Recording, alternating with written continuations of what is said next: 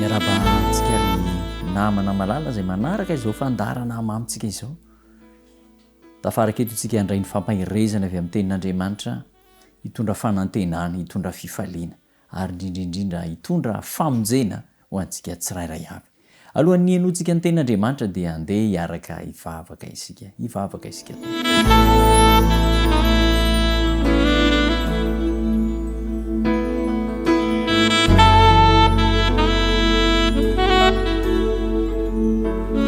rainay tsara indrindra any an-danitro faly de faly izahay miaona amin'ny alalan'izao fandaharana manokana izao. Faly hiaino ny teninao andray lesona lehibe mba hitondra fanantenana, hitondra fifaliana ary hitondra famonjena ho anay tsirairay avy ny teninao. Sokafanay ny foamam-panahy handray ampitiavana ny afatra sarobidy avy amin'ny teninao. Tononona ny vavaka noho ny anaranao Jesosy Kristy Tompo. Amen.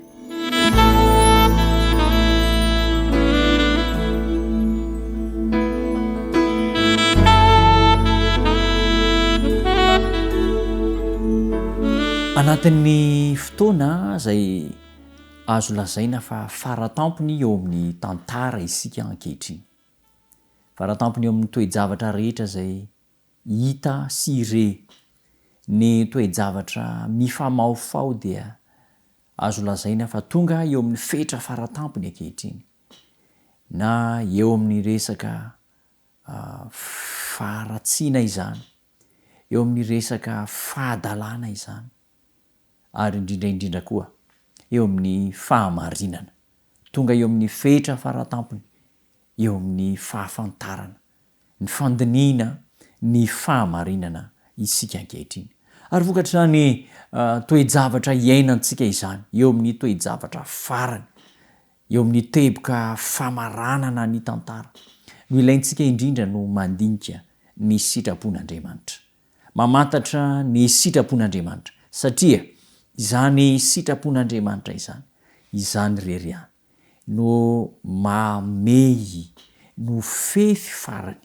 eo amin'ny fizotran'ny tantara. Ka noho izany dia manasa antsika rehetra mba hiverina amin'ny tenin'Andriamanitra, andinika izay lazain'Andriamanitra mahakasika ny fiainan'ity tany ity, ny toe-javatra hitranga amin'izao faramparany ny tantara izao. Amin'izay fotoana isiny hitrangan'ny toe-javatra farany izay indrindra nefa no mahabetsaka ireo zava-baovao maro, mampitolagaga, mahagaga, mahazendana ary mahalasa saina mihitsy ny maro.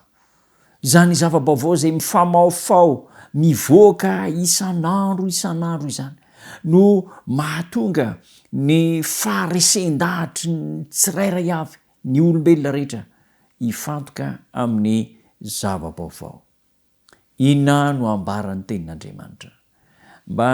tsy ho voafitaky ny zava-baovao isika amin'izao toe-javatra tantara farany izay mitranga eto amin'ity zao tontolo zao ity. Inona no tian'Andriamanitra ho fatatsika tsirairay avy? Isika rehetra dia mikatsaka zava-baovao, te hita zava-baovao mandrakariva, ary ireo sehatra filazam-baovao, sehetry ny filazam-baovao, fampahafantaram-baovao, dia mahafantatra io filana fototra ananantsika olombelona io, mahafantatra an'io. Ka ny fomba ampiasainy mba hisarina ny saintsika dia ny fikaroam-baovao, ny fitadiavana zava-baovao mba hafana misarika ny foamam-panahy tsika olombelona. Inona nefa no ambaran'ny tenin'Andriamanitra mahakasika izany toe-javatra izany? Ny ankabetsahantsika olombelona dia te hahita fahagagana, te hahita toe-javatra mahazendana mampitolagaga. Zao no fahagagana lehibe indrindra, ny fahagagana lehibe indrindra izay mitranga eto amin'izao tontolo izao dia ny voasoratra ao amin'ny Ezekiela toko faha 4 andeny faharoapolo andenge sokafana ny baibolitsika raha manaraka izao fandarina izao tsika ny trano any Ezekiela toko faha 4 andeny faha 4 zao no ambaran'ny tenin'Andriamanitra vakina amin'ny anaran'i Jesosy Kristy tompo ary omeko fo vaovao ianareo ary fanahy vaovao no ataoko anatinareo hoesoriko amin'ny nofonareo ny fo vato ka omeko fo nofo ianareo zany no fahagagana lehibe indrindra zany no zava-baovao lehibe indrindra zay tsy voavidim-bola mikarena tian'Andriamanitra omenantsika amin'izao fiafaran'ny tantaran'ny tany izao omeny fo vaovao ongotany ao anatintsika ny fo vato ary omeny fo nofo isika zany no fahagagana lehibe indrindra izay tian'Andriamanitra hitranga eo amin'ny fiainako eo amin'ny fiainanao eo amin'ny fiainan' izao tontolo izao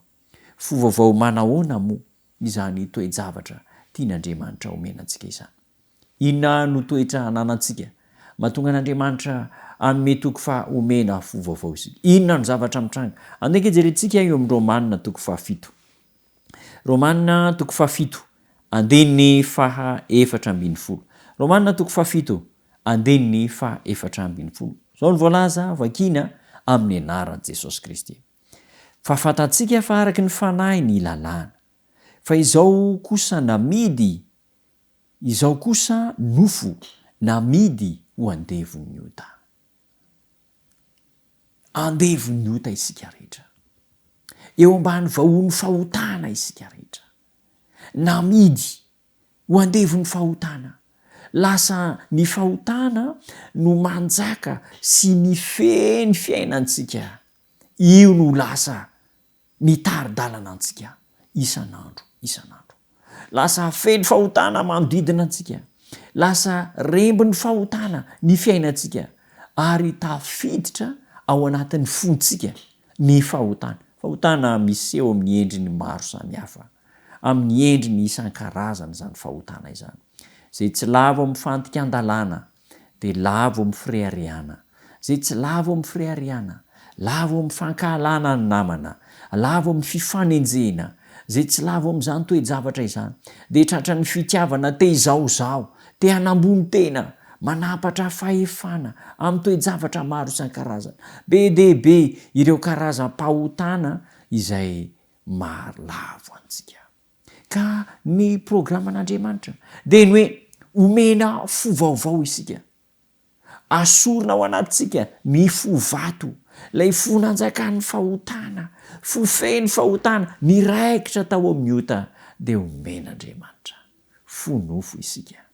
teny fikasana mahafinaritra no omen'Andriamanitra antsika ry namana malala izay manaraka izao fandarana izao ary izany no tena fahagagana marina izany no tena fahagagana zay tian'Andriamanitra hitranga amin'izao vanim-potoana farany eo amin'ny tantaran'ny tany izao ny fiovam-pony tsirairay avy ka izao na dia efa ao anatin'ny atao hoe fiainana kristianina aza ianao dia misy toe-javatra mandrakariva tian'Andriamanitra anovana ny fiainanao anovana ny fiainako ka eo amin'ny dingana makany amin'ny teboka farany tantara dia tian'Andriamanitra ovaina tsikelikely ny fiainantsika mba hifanaraka amin'ny sitrapon'Andriamanitra izany no tena filazantsara ny fiovampo olona feny fahotana kanefa dia olona tonga olom-baovao ao amin'ny Jeremia toko fa 3 misy tantara mahafinaritra ao zay tiako andraisana lesona ampitaina amintsika amin'izao fionantsika izao andesiko afantsika ny soratra masina ao amin'ny mpaminany Jeremia toko fa 3 mpaminany Jeremia toko fa 3 ny lohateny dia ny hoe ny ampodiana ny voninahitry ny Israely sy ny ampijaliana izay mampahory azy ampodiana ny voninahitry ny Israely reo Israely reo raha jerentsika ny tantara dia vahoaka manokana zay ny fidian'Andriamanitra nantsoin'andriamanitra tamin'ny fomba manokana ireo Israely ireo fa no nytoejavatra maro ny aina ela loatra teo anivon'izao tontolo zao andevy tany amin'ny tanyny babilôniana andevy tany Egipta de lasa niova fiainana ireo zanak'Israely ireo nanadino an'andriamanitra ary ny fomba fiainan'izao tontolo zao no lasa fomba fiainan'ireo zanak'Israely ireo ka ao amin'ny Jeremia 4 dia manome toky indray Andriamanitra fa ampodiana ny voninahitry ny zanak'Israely izany hoe omena azy ilay zo mahazanak'Andriamanitra taranaka voafidy fanjaka ampisorona an'ireo zanak'Israely ireo andeha jerentsika ao amin'ny andininy 7 Jeremia 4 andininy 7 fa indro avy ny andro i Jehova izay ampodiky ny oloko de ny Israely sy ny Joda avy amin'ny fahababoana hoy Jehova eny ampody azy ho amin'ny tany izay fanomeko ny razany aho de ho azy izany indro ampodiko indray ny oloko ny Israely sy ny Joda izay avy any amin'ny fahababoana dia ampodiny Jehova indray ka ampody azy any amin'ny tany izay efa nianana tamin'ny razana zany no teny fikasana zay omen'Andriamanitra anyreto zanak'Israely sy firenena Joda ireo avy any amin'ny fahababoana de ampodina ho any amin'ny tany indray izy ireo ny fahababoana ry namana raha jerena ny soratra masina de ny hoe ireo fanandevozany ota fanandevozany fahavalon'Andriamanitra ka de ny aina tao anatiny zany fiainany fahotana izany ireo zanak'Israely ireo ny lalao fahotana de babo ny ota izy ireo adino ny sitrapon'Andriamanitra ka manome toky Andriamanitra fa ampodiana izy ireo de iverina amin'ny tany indray izy ireo hody amin'ny tany izay nomen'Andriamanitra ireo zanak'Israely ireo teny fikasana lehibe izany ry namana malala zay manaraka an'izao fandarana izao ary andehitsika raha andingana kely amin'ny andininy 2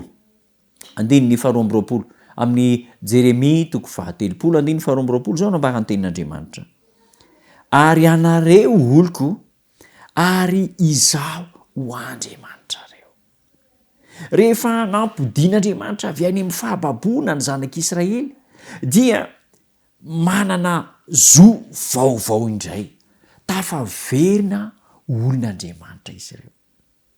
tonga olon'Andriamanitra ary Andriamanitra de lasa Andriamanina ry namana malala manaraka izao fandarana izao ny fahotana de mampiala antsika amin'ilay zo fototra atao hoe zanak'Andriamanitra ny fahotana de manongotra ny toetra ny mahazanak'Andriamanitra antsika tsiraray avy ary amin'izao fionantsika izao de manao antso Andriamanitra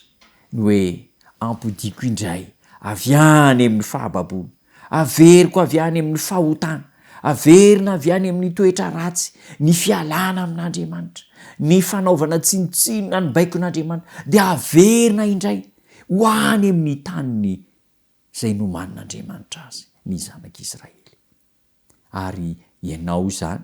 izaho zany ny programan'Andriamanitra ny fandaran'Andriamanitra eo amin'ny fiainako sy ny fiainanao de niverena antsika indray ao amin'ilay tontolo ny fahasambarana izay nomen'Andriamanitra maimaim-pona any Adama sy Eva tamin'ny fendoan'izao tontolo nomena maimaim-pona kanefa no ny fahotana zay tafiditra de very teo ampela-tana antsika izany fiainana mandrak'izay zany ka tian'Andriamanitra ho averina amintsika indray ahoana ny lazay ny mpaminany Ezekiela lay efa nivakitsika teny am-boalohany 9 andininy fa 9 omeko fo vaovao ianareo ary fanahy vaovao no ataoko ao anatinareo asoroko aminareo ny fo vato de omeko fo nofo ianareo de ozy ny mpaminany Jeremia ampodiko avy any amin'ny fahababoana ny Israely sy ny Joda ary omeko azy ny tany zay efa nianianako tamin'ny razany omena azy zany no filazantsara lehibe ry namana malala izany am'izao fotoana farany ny tantarany tany zao, am'izao teboka farany izay tsy maintsy ho faranana eo amin'ny tantarany tany izao, de manome zavatra lehibe anankiroa Andriamanitra, lehibe anankiroa ho antsika tsiraray avy. Ny voalohany indrindra dia ongotan'Andriamanitra ny fo vato ary omeny fonofo isika, ongotany avy any amin'ny tanin'ny fahavalo, avy any amin'ny tanin'ny fahotana izy. Andriamanitra no manome toky fahanomehany zany toe-javatra izany. Zay ny voalohany. Ary ny faharoa de izao, ampodian'Andriamanitra ho any amin'ny tany indray, averiny ho any amin'ilay toerana zay efa namboariny, zay efa nokasainy honenana ampahasambarana mandrakizay ireo zanany ireo. Zany no tena fiovam-po-marina, zany no tena filazantsara marina zay tian'Andriamanitra mba hiainako sy hiainanao am'izao fotoana farany tantarany tany zao. Manao antso amintsika ry namana malala, manao antso amintsika ny tompo amin'ny ity fionantsika ity, ny atonga antsika hanoritra ny fiainantsika isan'andro san'andro ho an'Andriamanitra. Andriamanitra no manao ny dingana voalohany amonjenantsika. Ny anjarantsika zany de izao, manaiky ny fanasan'Andriamanitra, manaiky ny antson'Andriamanitra, manolotra ny fiainantsika mba ho tapahan'Andriamanitra sy ho fehezin'Andriamanitra. De ho tanteraka amintsika lay zavatra roa lehibe teo dia ny hanana ny fo vaovao,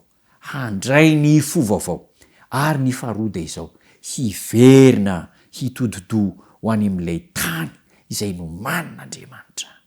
ho an'ny zanany, tany zay no manin'Andriamanitra ho an'ny vahoakany. Ho tanteraka aminao zany afatra izany, ary ny tompo hiasa manokana eo amin'ny fiainanao. Hivavaka isika.